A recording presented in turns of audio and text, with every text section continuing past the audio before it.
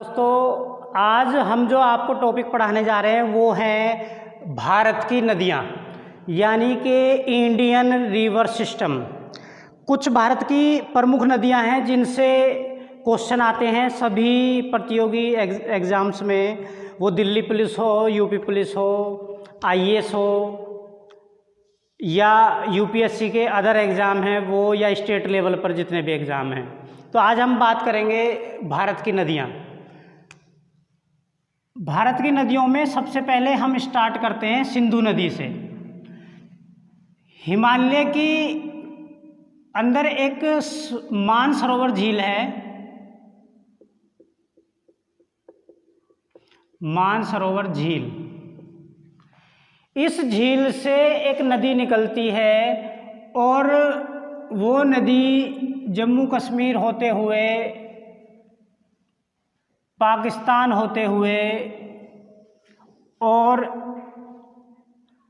अरब सागर में गिर जाती है। अरब सागर में गिर जाती है। इस नदी का नाम है सिंधु नदी।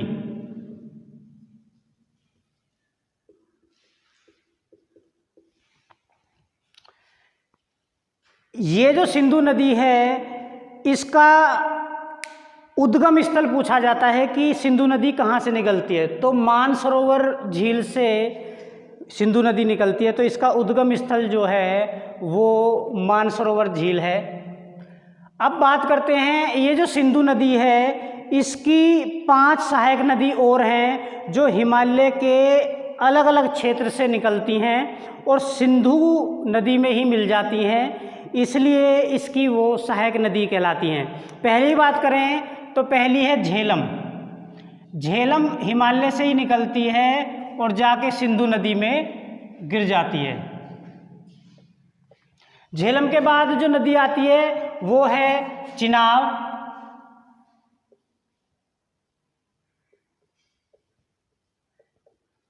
चिनाब के बाद रावी और रावी के बाद व्यास और व्यास के बाद सतलुज, जिसे सतलज भी कह देते हैं। अब ये पांचों नदी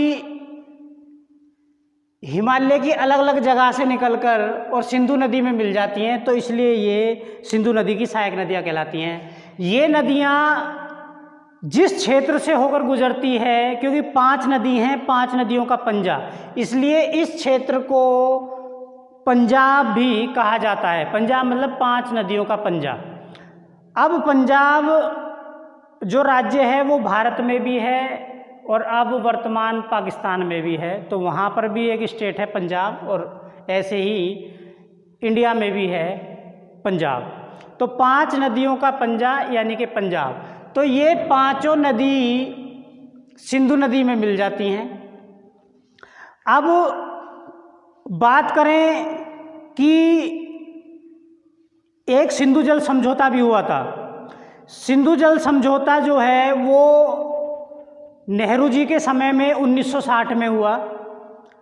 वो समझौता क्या था उसके बारे में मैं बता दूं। सिंधु जल समझौता कहा जाता है कि ऊपर की जो 3 नदी हैं, अब ये टोटल 6 नदियां हो गई सिंधु को जोड़कर, 1 2 3 4 5 6। तो इस 1960 में एक समझौता होता है कि ऊपर की जो 3 नदियां हैं इसका 80% जल पाकिस्तान यूज करेगा और नीचे की जो 3 नदियां हैं इनका 80% जल भारत यूज करेगा, बाकी 20-20% का बंटवारा हो जाएगा। अब एक तो इसमें ये याद रखना है कि आपको कि सिंधु जल समझौता कब हुआ था, तो नेहरू जी के काल में 1960 में हुआ था। अब इससे आगे हम आते हैं, इस मानसरोवर झील से एक नदी और निकलती है और वो नदी तिब्बत होते हुए भारत में प्रवेश करती है और भारत के बाद बांग्लादेश होते हुए बंगाल की खाड़ी में गिर जाती है। ये नदी है ब्रह्मपुत्र नदी।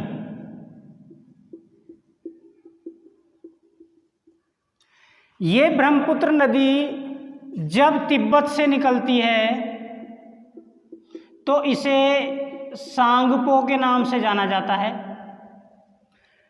अब क्वेश्चन ये आता है, जो यूपीएससी के एग्ज़ाम हैं उनमें भी आता है, दिल्ली पुलिस, उत्तर प्रदेश पुलिस और अदर एग्ज़ाम में भी आता है, डीएसएसबी के एग्ज़ाम में भी आता है, सीटेट में आता है, यूपी टेट में आता है।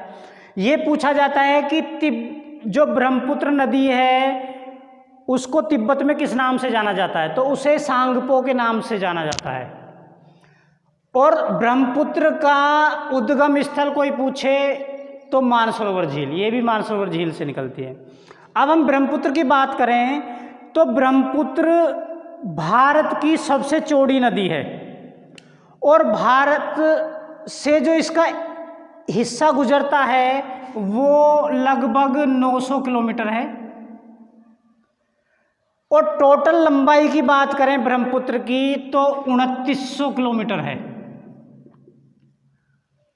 लेकिन भारत से केवल 900 किलोमीटर होकर गुजरती है और बहुत चौड़ी नदी है। ब्रह्मपुत्र से एक क्वेश्चन और आता है कि जो ब्रह्मपुत्र नदी है ये भारत में किस जिले से प्रवेश करती है। ये क्वेश्चन कई एग्जामों में भी आया, तो मैं आपको बता दूं कि अरुणाचल प्रदेश के दिहांग जिले, अरुणाचल प्रदेश के दिहांग जिले से ब्रह्मपुत्र भारत में प्रवेश करती है। ये क्वेश्चन बहुत बार पूछा गया है, तो आपको याद रखना कि ब्रह्मपुत्र भारत में अरुणाचल प्रदेश के दिहांग जिले से प्रवेश करती है और भारत की सबसे चौड़ी नदी है। अब बात करें तो दो इसमें से एक क्वेश्चन और बनता है कि विश्व का सबसे बड़ा नदी द्वीप कहाँ बनता है। तो मैं आपको बता दूं, जब ब्रह्मपुत्र असम से गुजरती है तो असम में एक नदी द्वीप बनता है जिसको माजुली नदी द्वीप कहा जाता है। माजुली,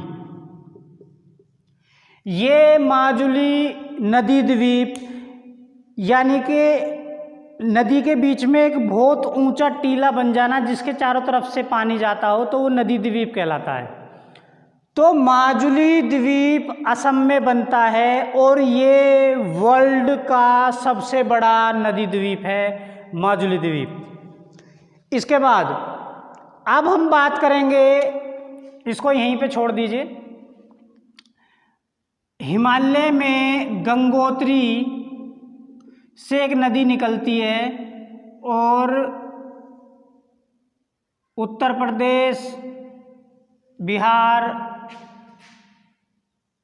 4 राज्यों से होकर और पश्चिम बंगाल पहुंचती है। पश्चिम बंगाल से निकलकर ये नदी गंगा ब्रह्मपुत्र में मिल जाती है। अब हम बात करें गंगोत्री से निकलती है गंगा। गंगा की कुल लंबाई 2500.5 किलोमीटर, लगभग 2500 किलोमीटर है, इसलिए यह भारत की सबसे लंबी नदी कही जाती है। इस गंगा की कुछ सहायक नदी भी हैं, हिमालय से ही एक नदी निकलती है और गंगा में मिल जाती है, ये है भागीरथी। अब एक क्वेश्चन यहाँ पे और बनता है, हिमालय के यमुनोत्री से एक नदी निकलती है और वो गंगा में मिल जाती है, ये है यमुना। एक क्वेश्चन यहाँ पे ये बनता है कि गंगा नदी की सबसे बड़ी सहायक नदी कौन सी है, तो यमुना गंगा की सबसे बड़ी सहायक नदी है। अब बात करेंगे इस यमुना की भी तीन सहायक नदी हैं जो अलग अलग दिशा से आती हैं और यमुना में मिल जाती हैं, वो है चंबल, बेतवा और केन। याद रखना, यमुना की तीन सहायक नदियां हैं, चंबल, बेतवा, केन। और जो यमुना है वो सबसे बड़ी सहायक नदी है गंगा की। अब बात करते हैं कि जब गंगा बांग्लादेश में पहुंचती है तो ये ब्रह्मपुत्र से मिल जाती है और यहाँ पर एक डेल्टा का निर्माण करती है। डेल्टा का मतलब है कि गंगा नदी के द्वारा जितनी मिट्टी ले जाई गई वो यहाँ इकट्ठी हो जाती है और एक दलदल का निर्माण करती है, जिसे गंगा डेल्टा कहते हैं या सुंदरवन के नाम से जाना जाता है। सुंदरवन में एक क्वेश्चन आता है कि सुंदरवन में सबसे ज़्यादा किस चीज़ के वृक्ष पाए जाते हैं, तो मैं आपको बता दूं, सुंदरवन में मैंग्रोव के वृक्ष पाए जाते हैं। मैंग्रोव एक ऐसा वृक्ष है जिसकी अगर कोई डाली टूटकर भी दलदल में गिर जाती है तो उसका पेड़ बन जाता है। तो याद रखना कि सुंदरवन में मैंग्रोव के पेड़ पाए जाते हैं। अब बात करेंगे कि जब ब्रह्मपुत्र और गंगा मिलती है तो ब्रह्मपुत्र और गंगा मिलकर आगे चलती हैं और एक नदी बन जाती है। तो इस नदी को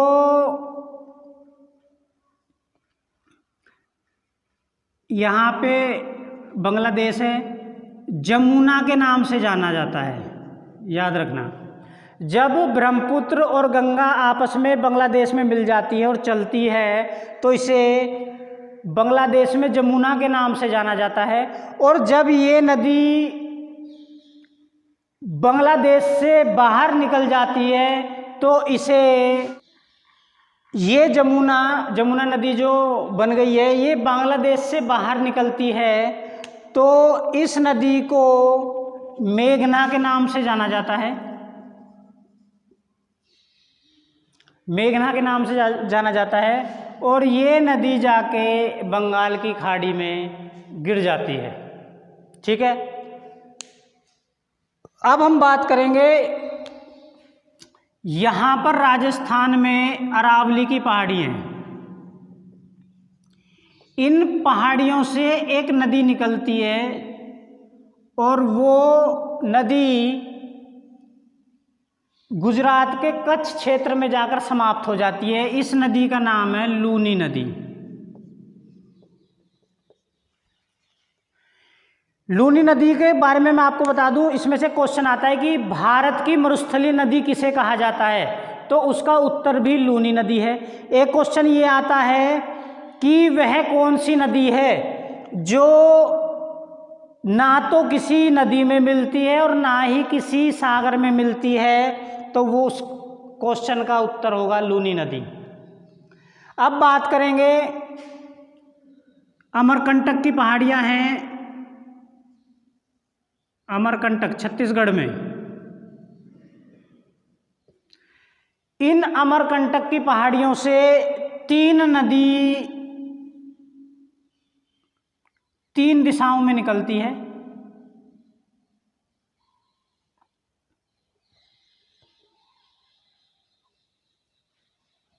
तीन नदी तीन दिशाओं में निकलती है। एक नदी अमरकंटक की पहाड़ियों से निकलकर और अरब सागर में गिर जाती है, यानी कि पूरब से पश्चिम की ओर बहती है।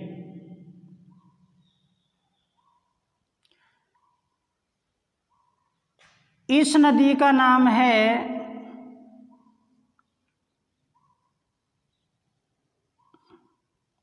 अमरकंटक से निकलकर और अरब सागर में गिर जाती है।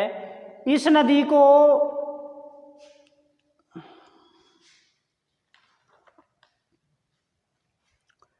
नर्मदा के नाम से जाना जाता है। अमरकंटक की पहाड़ियों से एक नदी अरब सागर की तरफ आती है जिसे नर्मदा के नाम से जाना जाता है। दूसरी नदी अमरकंटक से निकलकर और उड़ीसा होते हुए बंगाल की खाड़ी में गिर जाती है इसे महानदी कहते हैं। एक नदी अमरकंटक से उल्टी ऊपर को चलती है और गंगा में जाकर मिल जाती है, इसे सोन नदी कहा जाता है। यह सोन नदी उत्तर प्रदेश के सोनभद्र जिले से होकर गुजरती है। अब एक क्वेश्चन मैं आपको यहाँ पे हिस्ट्री का भी बता दूँ कि पाटलिपुत्र जो उज्जैन था, उसने पाटलिपुत्र की जो स्थापना की थी वो सोन नदी और गंगा नदी के तट पर ही पाटलिपुत्र की स्थापना की गई थी। ठीक है, याद रखना। अमरकंटक से 3 नदियाँ निकलती हैं, तीनों दिशाओं में अलग अलग निकलती है, सोन नदी, महानदी और नर्मदा। अब बात करते हैं कि सतपुड़ा की पहाड़ियों से एक नदी और निकलती है और अरब सागर में गिर जाती है, ये नदी है ताप्ती। ठीक है जी, सतपुड़ा की पहाड़ियों से निकलते हुए अरब सागर में गिर जाती है ताप्ती नदी। अब बात करेंगे हम नासिक महाराष्ट्र। ये क्वेश्चन बहुत ही एग्जामों में आया है। नासिक महाराष्ट्र से एक नदी निकलती है और निकलकर सीधा बंगाल की खाड़ी में गिर जाती है। इस नदी को गोदावरी